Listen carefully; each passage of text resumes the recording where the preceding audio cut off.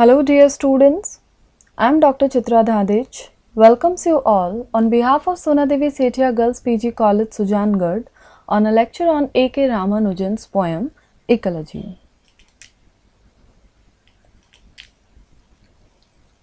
Dear students, A.K. Ramanujan was a poet, translator, folklorist and philologist born in Mysore, India. He earned degrees at the University of Mysore and Deccan College in Pune and a PhD from Indiana University. Ramanujan wrote in both English and Kannada, and his poetry is known for its thematic and formal engagement with modernist transnationalism. Issues such as hybridity and transculturation figure prominently in such collections as Second Sight, published in 1986, Selected Poems, published in 1976, and The Striders, published in 1966. The collected poems of A.K. Ramanujan, published in 1995, received a Sahitya Academy Award after his death. Ramanujan taught at the University of Chicago, where he helped develop the South Asian Studies program. In 1976, the Indian government honored him with the title Padma Shri, the fourth highest civilian award in the country. Ramanujan also received a MacArthur Fellowship, the South Asia Council of the Association for Asian Studies award the A.K. Ramanujan Book Prize for Translation in honor of his contributions to the field.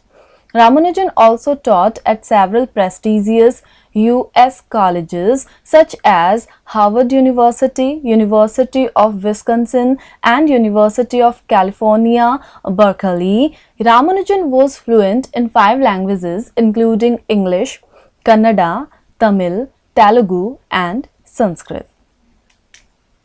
So let's start the poem Ecology. The poem Ecology is taken from Ramanujan's third volume of poems, Second Sight, published in 1986. Ecology is Ramanujan's well-known poem. It depicts the blind and innocent faith of an uneducated Indian woman. This woman is the poet's own mother. She has great love and respect for the champak trees in her yard. So, focus on the meaning of the word ecology. Ecology means a branch of biology that deals with the habits of living things, especially their relation to their environment. This poem is about a son's devotion to her mother and her devotion to ecology that creates the kind of conflict between the two, between the mother and son. Ecology. The day after the first rain, for years I would home in a race, for I could see from a mile away our 3 red champak trees had done it again, had burst into flower and given mother her first blinding migraine of the season with their street-long heavy hung yellow pollen fog of a fragrance no wind could sift. So, the poem Ecology by A.K. Ramanujan deals with the nature or shows the love for nature. The poet's mother had a great migraine due to the fragrance of red champak trees. When the poet observes that after the rain of rainy season that the trees had bloomed in such a way that they spread all over the streets, and even if wind cannot separate them, there are 3 red champak trees, so we can understand that if it's blooming from years and years, then how much it had bloomed. So the poet takes decision of cutting down trees because due to the fragrance his mother is bearing the pain. Even if the smell is so strong that it could not be resisted, stopped by wind also, because of the wind it is spread around all over that not a wall, nothing could stop to reach its smell to the mother.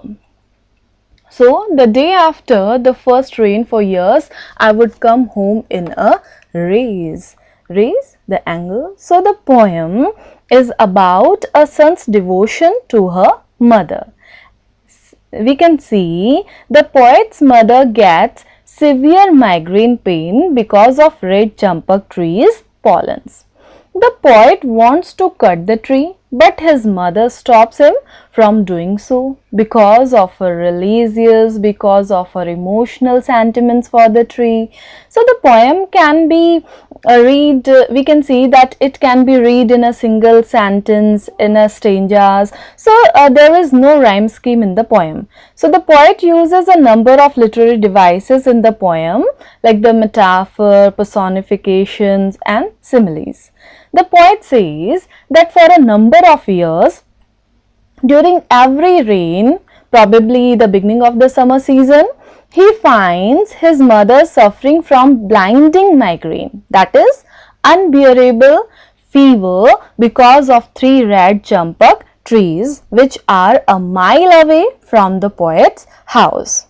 So during the summer season, the red champak trees flowers bloom, which then releases yellow pollen grains in the air, which according to the poet spread like clouds throughout the street, or in other words throughout the area. The pollen grains remain suspended in the air and thus do not allow the wind to get pure. It remains filled with their fragrance. So the poet says that no door can shut out. We can see no door could shut out from a black pillared house whose walls had ears and eyes, scales and smells, born creaks, nightly visiting voices, and were porous pollen like us, but mother flashing her temper like her mother's twisted silver grandchildren's knickers. So we can see the blinding migraine, that a severe headache that can almost make a person like blind, and the street long heavy hung that ride through the street with the strong fragrance wafted all over the street. So no wind could sift. No wind could sift means that no breeze could blow away or dispel, and no door could shut out from our black pillared house whose walls had ears and eyes, scales, smells, born creaks, nightly visiting voices, and were porous pollen like us. So the poet describes the walls of his house that could not keep away the smell of the champak flowers. They allowed everything to seep through or enter, including smells and movement of wands, the ghostly voices in the night, and so on. So here we can say that the poet says that no door can shut out, that is, no door can prevent the pollens from entering into their black pillared house. According to the poet, his house walls had ears and eyes, scales, smells, born creaks, nightly visiting voices, and were porous like humans. The poet personifies the house and saying that like us, it is also suffering from the bombardment of pollen grains that are coming inside it through the holes which are like the pores of human body. So the poet finally tells his mother that he is going to cut the trees, which flashes rage and anger in her head, which is full of sweet and pain due to the migraines. So the poet compares her anger and twisted silver, which either on the roof or in the balcony, which is shining because of the wet knickers of her mother's grandchildren, probably his children. So thus, like the silver wire, his mother's head is also twisted. The twisting silver wire, his mother's head is also twisted due to the severe pain. But her mother flashing her temper like her mother's twisted silver, the grandchildren's knickers. So we can see the silver wire his mother wearing in her finger near the toe. Like his mother's head is also twisted due to severe pain. She tells the poet that the tree is as old as she is. That as the cold pick on her head would not let us cut down a flowering tree almost as old as she, as her, seeded, she said, by a passing bird's providential droopings to give her gods and her daughters and daughters' daughters basketful of annual flowers, and for one line of cousins a dower of migraines in season. So she believes, what does she believe? That she tells the poet that the tree is as old as she is. Its seed was seeded by a passing bird's providential droopings, that is, a bird's which is a sign of good omen. Passing bird means a bird that flew by. Providential droopings means something that dropped by luckily, by chance. So she tells that its seeds its seed was seeded by a passing bird's providential droopings, that is, a bird's which is a sign of good omen dropped the seeds of those plants. So she believed that the bird seeded the plant so that a line of cousins, or in other words, each new generation may be able to offer its basket full of annual flower to God and their daughters, probably during the marriage and other occasions, and for this reason she is all prepared to bear the pain of migraines. So here we can see that the poet has tried to show the difference in the views of people belonging to the old generation as her mother and those belonging to the new generation as he himself. So the old people have emotions, memories, beliefs, etc. attached to the ecology. For the poet, the red champak trees have no use. Their pollens pollute the air and thus the city, and they cannot be prevented from entering the houses and the human body. And the pollens are the cause of severe pain that his mother is suffering. As the poet has no emotions attached to the ecology or the trees, he decides to cut them. On the other hand, his mother's perspective is on contrary to his views. For her, the tree is not just a tree but a good omen for her and her house. It is the flowers of the red champak trees which she and other people offer to the gods and to their daughters. So, this is what makes her consider her sufferings a small sacrifice which she is giving to the tree.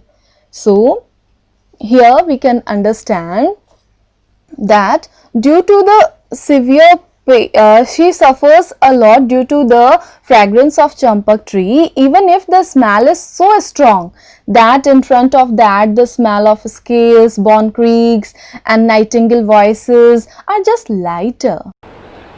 So, this poem portrays Ramanujan's strong interest in the family as a very important theme of his poetic craft. His memories of the past would inevitably bring pictures of his family, especially his mother, who is self-sacrificing. There is also a reference to his Hindu heritage as he mentions the gods and the ancient beliefs in the poem. The sense of irony is also indicated when the mother is very angrily protests the idea of cutting down the tree, even though she is suffering very badly from the migraine caused by it. She has a kind of emotional attachment to the tree, saying that it is as old as herself. So, the poem Ecology could be read as one single sentence. However, each stanza has one particular idea. There is a causal connection between the ideas and they flow from one stanza to the next. And flash her temper is a kind of instance, an example of the use of irony, because she is very angry at the idea of having the tree cut down. So, the actual meaning of the word ecology is not followed here in this poem, but the poet seems to convey that thought that a particular kind of tree may have both negative and positive factors, and therefore it need not be pulled down. And here we also can observe and find out that how Keats used the run-on lines in his poems. In the same way, A.K. Ramanujan is also used run-on lines. So that's it for this lecture. Till that, keep studying and keep loving the videos. Thank you.